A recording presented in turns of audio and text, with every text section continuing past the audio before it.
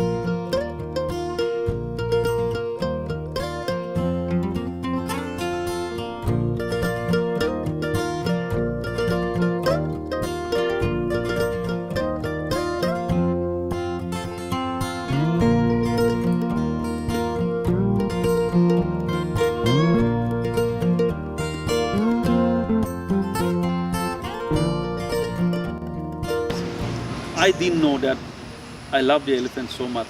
I didn't know what actually drives me, the recognition, the adventure, or what. I thought all a combination of everything. But in course of time, I realized that there is a very strong feeling of affection for the particular species in my mind. More the recognition, these things goes, but that love is a constant feeling in your mind. Because you see, in such operations, many a time my life was in danger, and in one I have lost one of my brother-in-law.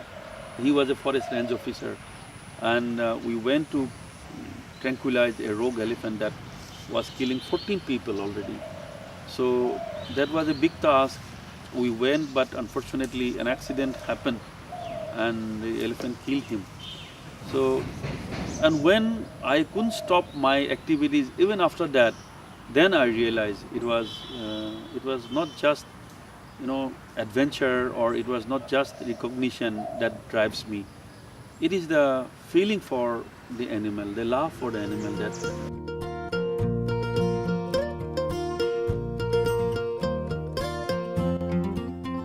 Why people come to me and not to other doctors? And like if I analyze, I find, okay, first thing was that God has given me a relatively healthy body, so like I do not get tired easily and I can work. And particularly when there is a motivation of doing something good for a magnificent animal like elephant, like you can't afford to become tired. So I drive long distances, hundreds of kilometers to reach the elephants, and I do not actually pressurize the elephants to come to me. I go to them, and most of the time it is not possible for the elephants to come. So that is the most important criteria, that physical stamina.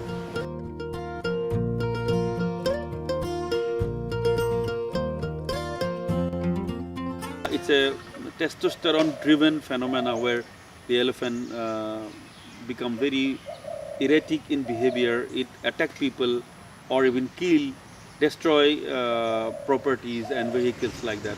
So he become totally unacceptable in terms of as a captive elephant, and so it becomes a process like you kill those elephants just to eliminate the disturbance. So after the century of logging, the whole area has become badly devastated. No more forest is left. So Supreme Court of India fortunately banned all commercial logging operations in northeastern region. That happened in this 1996 December. Since then, many of the bulls that were otherwise engaged in logging activities suddenly became jobless. So these jobless bulls, having no alternative way to burn down their energy, or their owners or handlers not knowing how to handle these bulls without having the logging work. So many of the bulls started developing into mast. and become violent or like unacceptable. So, and that was the peak of my career, like in those days. And tranquilization from a distance to capture these rogues.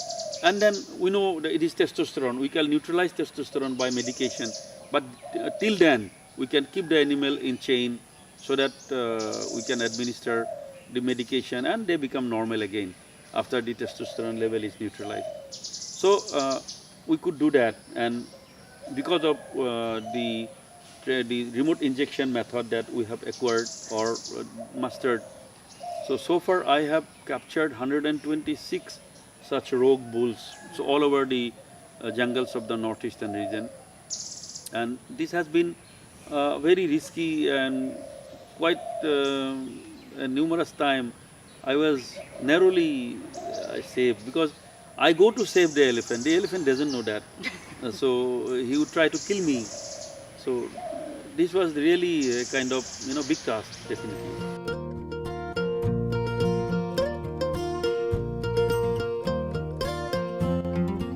Now, of course, after about 25 years of the initial days, now the remote injection or tranquilization, whatever you call, has become the mainstay of the wildlife management practices.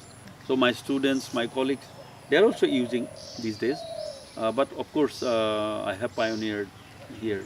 I was young and excited, and the deep in my mind, I was adventurous kind of person. So when that task was there, though I was not sure what will be the outcome, but I went ahead. I didn't know actually. And the very first time I used a narcotic drug called immobilon. So that was a remarkable experience. But you know, uh, in fact, that particular incident has changed me as a person, because the satisfying feeling that I could save the life of an elephant, because this elephant, after killing 3-4 persons, the Arunachal government declared it as a rogue, and in fact the killers came there to kill the elephant. So since it was a private elephant, the owners requested the hunters to wait for 2-3 days, and I had the opportunity to work, and we were successful. So that has given me a very good inspiration to go ahead in my life, and that is what has like led me to do all these 126 successful operations.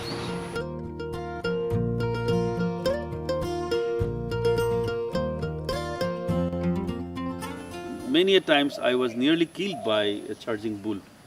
So at least 12 times I miraculously escaped, and I don't find a reason how and why I escaped and survived.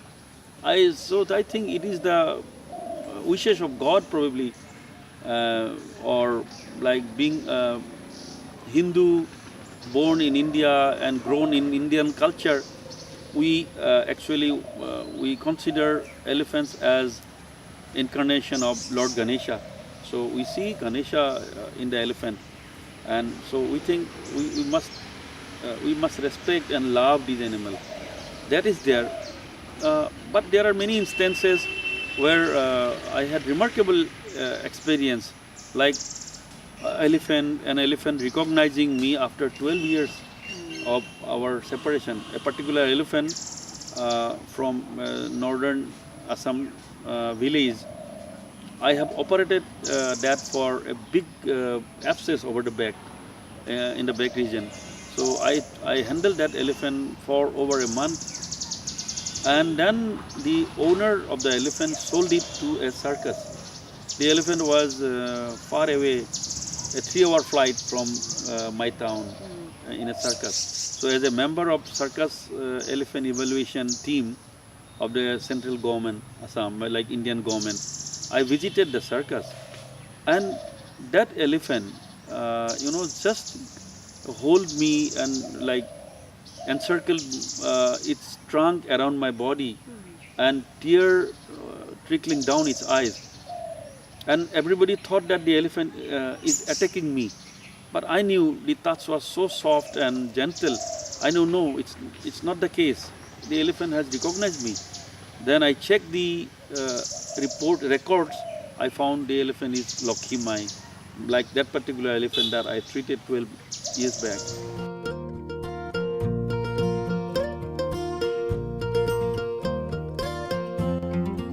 Officially, we still have 48,000 Asian elephants left, spread over 13 countries in Asia, across Asia.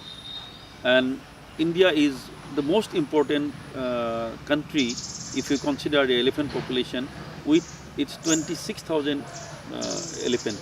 But These are wild elephants? wild and captive together. Then 8 to 10,000 of these 26,000 elephants lives in Assam, a northeastern region. So that is how it proves how important this region is in terms of the survivability of elephant population. But unfortunately, last 2-3 decades has seen a population explosion in this area, and mostly influx from neighboring countries, mostly the Bangladesh and Nepal, and internal political turmoil. Some of the ethnic groups trying to make their presence felt have felled trees and like occupied the reserve forest where the elephants were roaming. So in many areas, many districts, the elephants are totally homeless. So that is the biggest threat, because elephants are mega herbivores. They need a lot of grass and lot of water. 250 kg grass is required by an adult elephant. So around 200 to 250 liters of drinking waters are required by an adult elephant. So to supply that much of resources, this thick, like good forest quality is must. But unfortunately, we lost that. And in many districts, elephants are just roaming. They are homeless. They are either like resting in tea estates during the day, and at night like raiding the crops, crop fields, or raiding villages for orchards, like that. So in that process, many of the elephants are poisoned, many of the elephants are electrocuted. So large numbers of elephants we are losing. And so if you summarize the threat, first thing that we have failed to protect the protected areas. The areas that were protected by the law, if that was protected, those were protected, I think it could have been enough for the elephants, but we failed there. So that is why the future doesn't look very bright for the elephants.